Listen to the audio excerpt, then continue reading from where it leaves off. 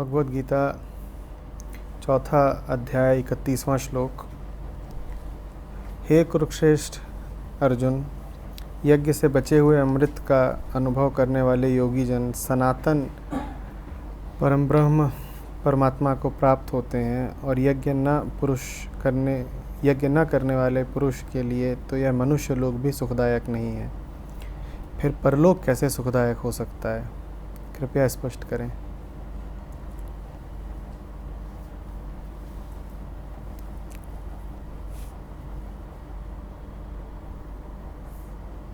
यज्ञ क्या है, ये लोक क्या है और परलोक क्या है? तीन बातें हैं जो समझेंगे।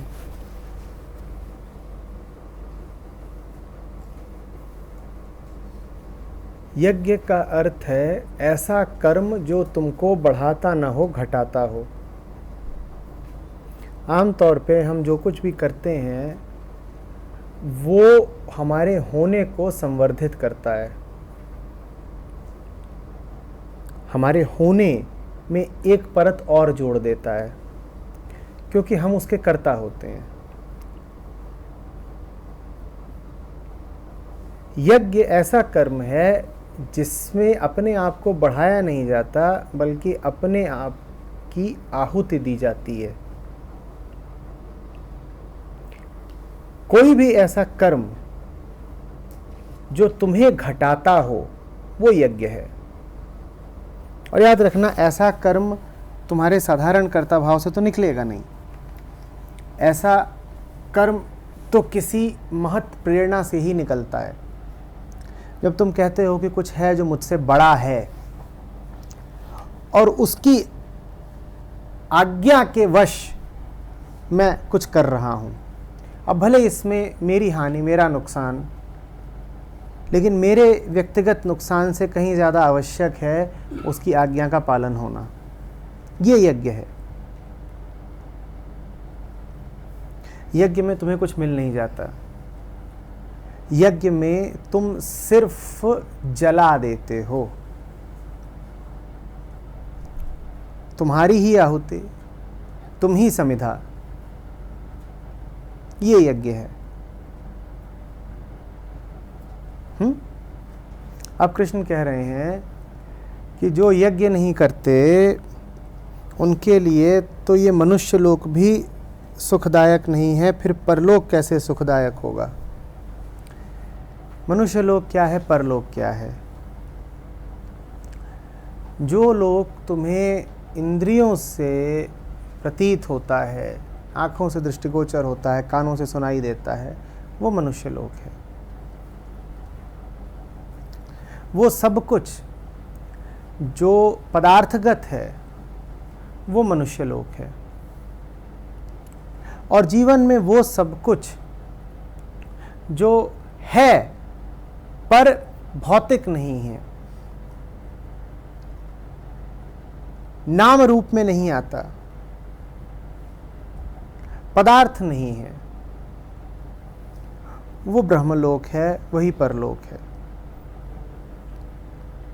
अब अपने जीवन को देखिए, उसमें पदार्थ भी है, प्रेम भी। पदार्थ मनुष्य लोक, प्रेम परलोक। अब अपने जीवन को देखिए, उसमें संसार है और सत्य है। संसार मनुष्य लोक या मृत्यु लोक, और सत्य परलोक। अब अपने जीवन को देखिए तो उसमें मद भी है, मत्सर भी है, माया भी है और मुक्ति भी है। मद, मत्सर, माया ये सब पदार्थ से जुड़े हुए हैं। ये मनुष्य लोक और मुक्ति परलोक।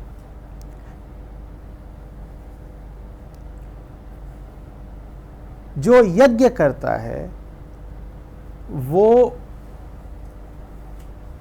परलोक का आनंद प्राप्त करता है, ऐसा कृष्ण कह रहे हैं। बात बहुत सीधी है। पदार्थ तो संचय करने से बढ़ता है, और तुम्हारी वृत्ति हमेशा यही रहती है कि पदार्थ का संचय करो। तुम्हारे जीवन में जितना संचय बढ़ेगा, जितना पदार्थ बढ़ेगा, उतना प्रेम कम होता जाएगा। और तुम्हारे जीवन में पदार्थ और पदार्थ से आसक्ति जितनी कम होती जाएगी, प्रेम उतना बढ़ता जाएगा।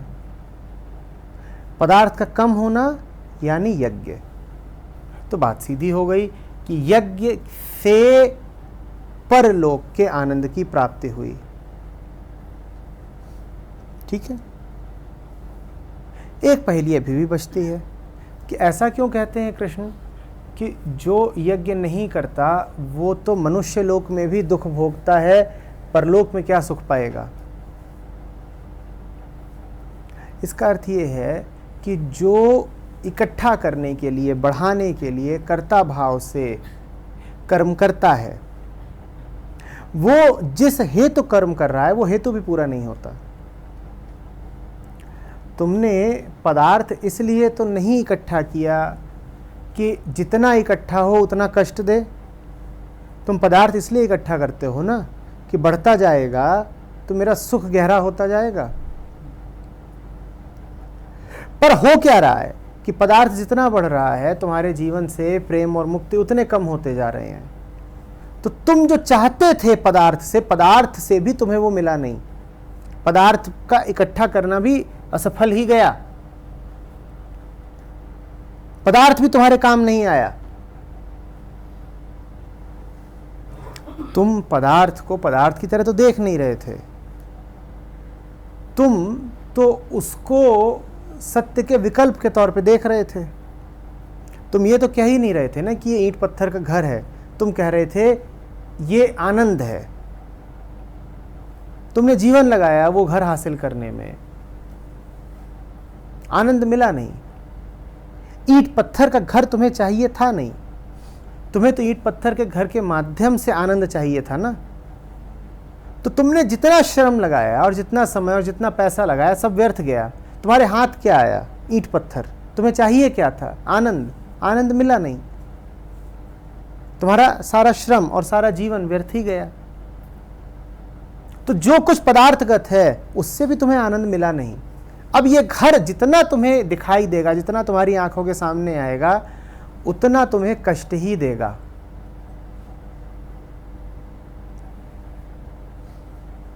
उतना ज्यादा कष्ट देगा। मैं अभी देख रहा था,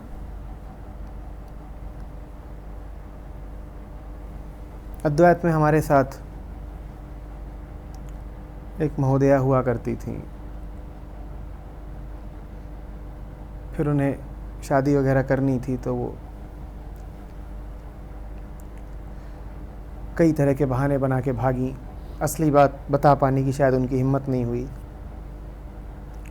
फिर शादी करी और शादी करने के 2-3 महीने बाद से ही उन्होंने 10 दिशाओं में प्रसारित करना शुरू कर दिया कि बच्चा आने वाला है, बच्चा आने वाला है। तो रोज़ ही उनका कुछ रहा, ये है, वो है, ऐसा है, वैसा है। बच्चा आ गया होगा।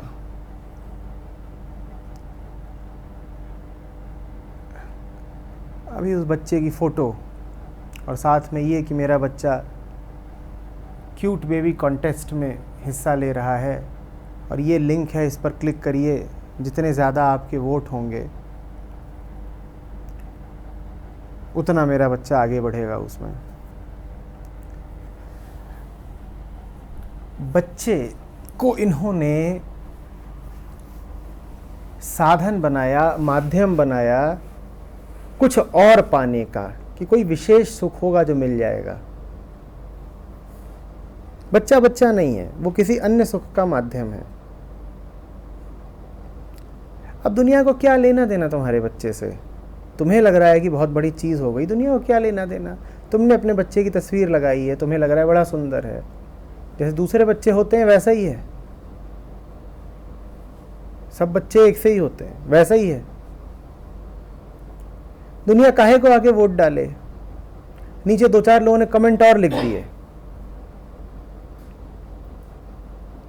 नीचे 2-4 लोगों ने कुछ और बातें लिख दी।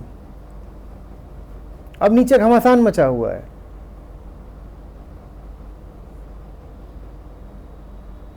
और 1-2 लोग सहानुभूति व्यक्त कर रहे हैं कि दुनिया ही खराब है, बच्चों की कदर नहीं करती। ऐसे बोलते हैं बच्चों को। तुमने चाहा क्या था, मिला क्या? तुम्हें लगा था तुम्हारे जीवन में कोई बड़ा प्रकाश उतरने वाला है बच्चे के साथ, क्या उतरा? कुछ नहीं उतरा। अब जितनी बार उस बच्चे की शक्ल देख रहे हो उतनी बार तुम्हें अपनी असफलता याद आ रही है, बस क्योंकि तुमने बच्चा नहीं पैदा किया था, अपनी अक्ल से तो तुमने आनंद पैदा किया था कि बच्चे का जीवन में आना माने आनंद के फूल झरना। अब वो फूल कहीं है नहीं, जितनी बार बच्चे को देख रहे हो उतना कुढ़ रहे हो। और यही होता है माँ बाप के साथ। मैं जानता हूं ऐसे माँ बापों को जो ठीक ठाक होते हैं पर उनके सामने उनकी औलाद आ जाए तो उनका मूड खराब हो जाता है। कहते इसे देख के हमें दिख जाता है कि जिंदगी बर्बाद गई हमारी।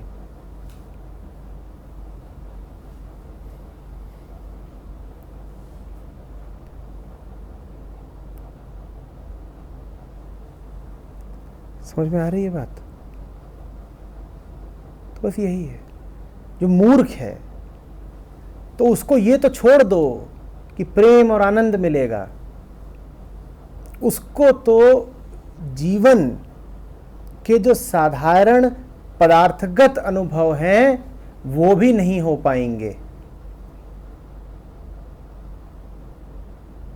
अब शायर है एक साहब, ऊपर चांद है, वो पदार्थ है, ठीक है ना, पदार्थ है, लेकिन उस पदार्थ के साथ अगर तुम अपनी कल्पनाएं न जोड़ो तो वो पदार्थ तुम्हें बड़ा शीतल कर सकता है।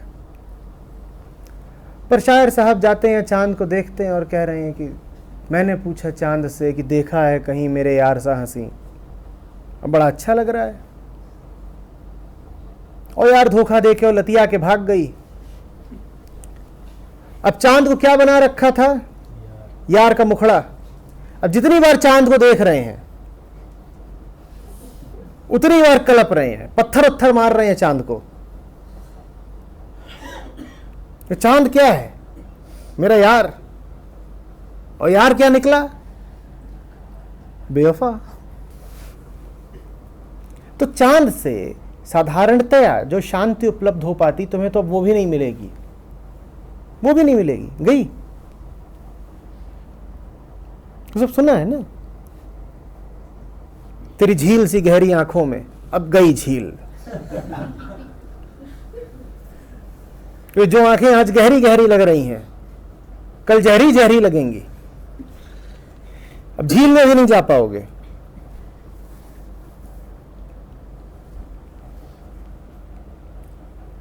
वहां जाकर के किसी पेड़ पे लिखाए थे आई लव प्रिया। अब जिस जंगल में वो पेड़ होगा उस जंगल में ही नहीं घुसोगे तुम।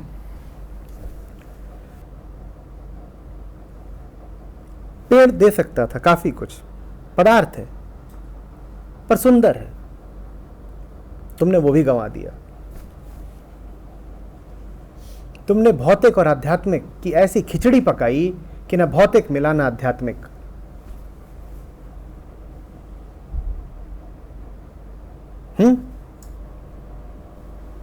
चेहरा देख के किसी और तुझ में रब दिखता है, अब रब तो मिलेगा ही नहीं, उसका चेहरा भी गया।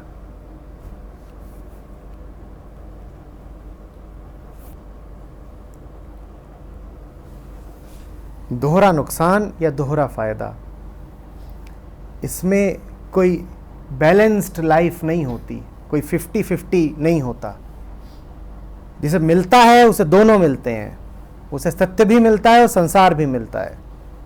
और जो गंवाता है वो दोनों को गंवाता है, वो सत्य को भी गंवाता है और संसार को भी गंवाता है। जो पाता है वो दोनों पाता है, भौतिक भी आध्यात्मिक भी। और जो गंवाता है वो दोनों को गंवाता है। अब तुम देख लो, नहीं हो पाएगा। इधर या उधर, बीच में तो सिर्फ डूबना है।